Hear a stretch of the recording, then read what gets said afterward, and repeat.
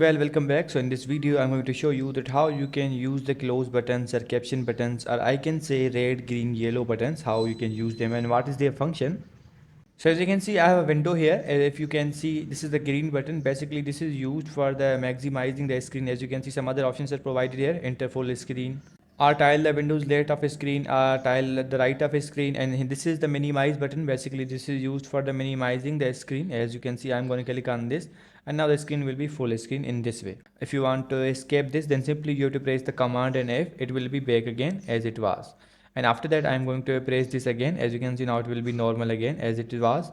And after that, it has an option for the minimize. If you want to minimize, then simply you click on this and it will be minimized. So as you can see, now the window is here. If you press on the this one Google Chrome, it will be automatically opened, or if you click on this, it will be opened again. So in this way you can do that.